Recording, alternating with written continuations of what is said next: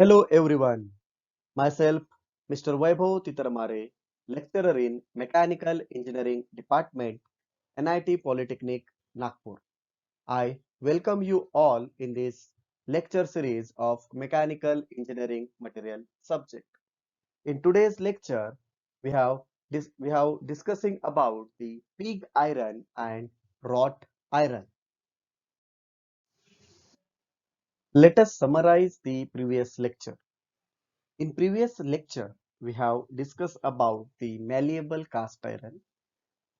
Malleable cast iron is produced by white cast iron having a heat treatment like annealing. After that, we have discussed about the ductile cast iron. Its second name is nodular cast iron because it contains graphite in the form of spheroids or rounded particles. We have discussed their properties, compositions, and applications, right? I hope you have thoroughly go through the notes and understand what and how the malleable cast iron and ductile cast iron works.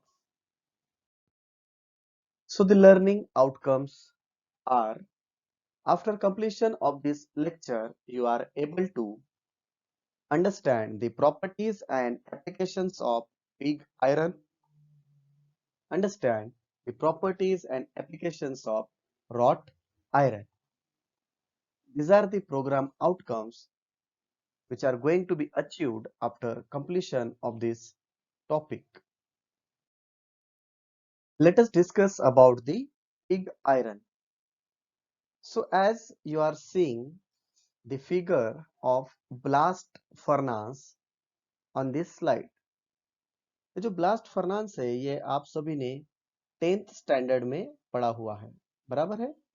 यहाँ से हम iron और slime Stokes और को यहाँ पे insert करते हैं और यहाँ से हमें फिर मोल्टर आयरन या पिग आयरन मिलता है और यहाँ से स्लैग बाहर आती है और इस पोर्शन से हम हॉट एयर को अंदर छोड़ते हैं, जिसको हम मराठी में झोत भट्टी करके भी पढ़ा हुआ है, बराबर है। तो हमको अगर पिग आयरन चाहिए तो वो हमें कहाँ से मिलेगा, इस ब्लास्ट फर्नास से मिलेगा, बराबर है। So the three raw materials are dumped into a blast furnace. कौन से three raw material है, iron ores, limestone and coke. These are the raw material. Hot air, ये देखिए hot air यहाँ से, hot air कितना टेम्परेचर रहेगा उसका 2000 degree Fahrenheit is blasted into the furnace, हम इसको यहाँ पे छोड़ देते हैं, which helps the drive of chemical reaction, यहाँ पे जो भी chemical reaction होगा उसको help करता है। The coke form carbon monoxide and the carbon monoxide reduces the iron oxide to iron, फिर ये कार्बन मोनोऑक्साइड से हमारा जो आयरन ऑक्साइड है उसका हमें यहाँ पे आयरन मिलता है। The slack floats to the top, यहाँ पे जो है ये जो स्लैक है आयरन के ऊपर फ्लोट होता है and the metal is transferred to the molds and cooled, और मोल्टन मेटल यहाँ से निकल जाता है। It is now a pig iron, यहाँ से जो आयरन हमें मिलेगा that is nothing but a pig iron ready for more iron work for steel making, और इस pig iron से हम स्टील को बना सकते हैं। So I think that you have understand this pig iron and this blast furnace. Okay. To make the steel, you are simply removing more impurities. अगर हमको स्टील को बनाना है पिग आयरन से तो हमें impurities को बाहर निकालना पड़ेगा, जो भी अशुद्धता है जैसे कि manganese, silicon, carbon from the pig iron. Impurities are removed by the remelting the metal and adding carbon, steel scrap and more limestone. The metal can be melted using one of the three methods: open hearth furnace, electric furnace and basic oxygen furnace.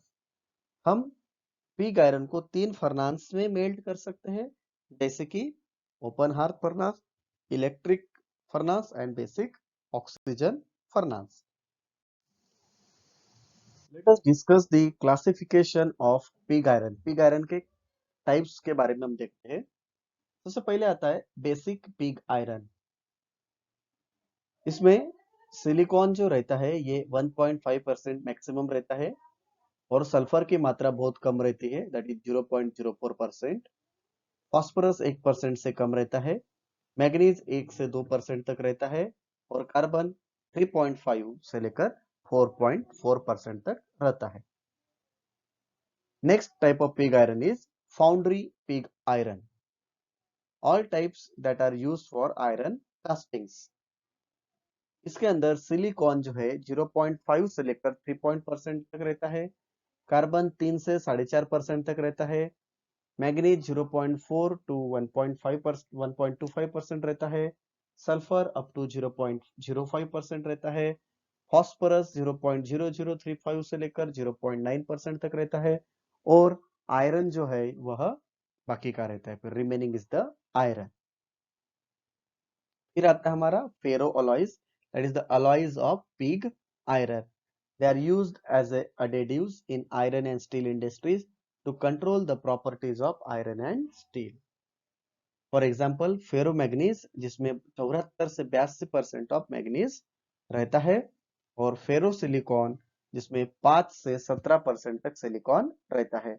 Basically आपको याद रखना है कि pig iron के 3 प्रकार होते हैं, basic pig iron, foundry pig iron and ferro alloys, right?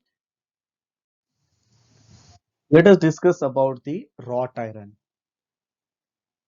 Wrought iron is produced from pig iron by puddling furnace. जब हम पिग आयरन को पुडलिंग फर्नास में पुट करते हैं तो हमें रॉट आयरन मिलता है।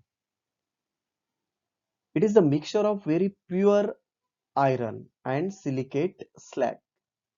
Hence, its strength and malleability are reduced by entered puddling slag. दोस्तों, रॉट आयरन जो रहता है ये शुद्ध आयरन रहता है। It is the purest form of iron, जिसमें थोड़ा सिलिकेट स्लैग पे रहता है। Wrought iron is a ferrous material and aggregated from a solidifying mass of pasty particles of highly refined metallic iron.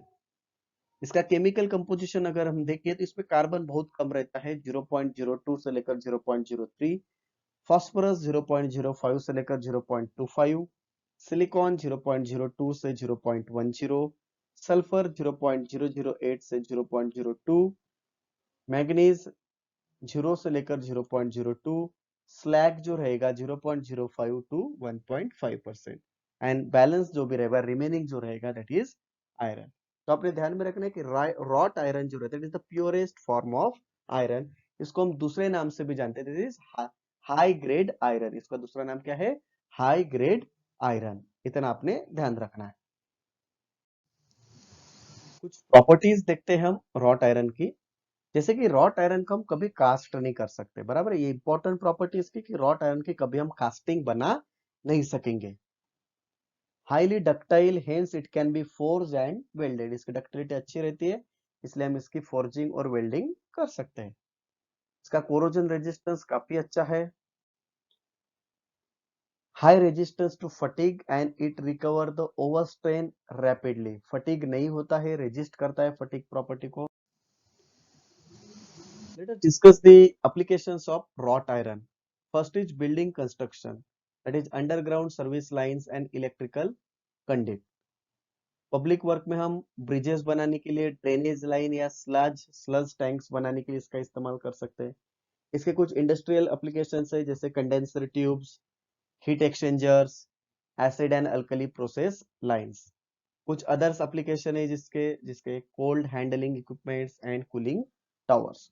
तो these are the very important applications of wrought iron। ये आपको match the pair करके भी exam में पूछा जा सकता है, मैच द पेयर करके भी एग्जाम में पूछा जा सकता है। तो these are the some examples of wrought iron। These are the unit outcomes that we have achieved। Select the relevant cast iron for the given job। Identify the properties of given composition of cast iron। Let us review the previous this lecture.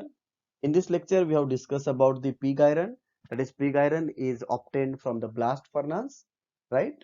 and we also discuss about the wrought iron, that is the high grade iron. It is the purest form of iron, right?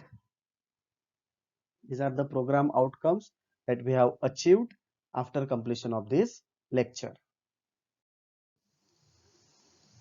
These are the most likely questions which are asked in MSBT. That is, classify the pig iron, write the properties of wrought iron, write the applications of wrought iron. Okay. Thank you very much, guys. In next lecture, we are going to study about chilled cast iron and alloy cast iron. I hope आप सभी को ये lecture series समझ में आ रही होगी। अगर आपको कुछ भी डिफिकल्टी है तो आप मुझे पर्सनली कॉल कर सकते हैं, या जो हमारी सैटरडे को मीटिंग रहती है वहां पे भी आप मुझे क्वेश्चन पूछ सकते हैं। यूं पढ़ते रहिए, हंसते रहिए, मुस्कुराते रहिए। Stay home, stay safe.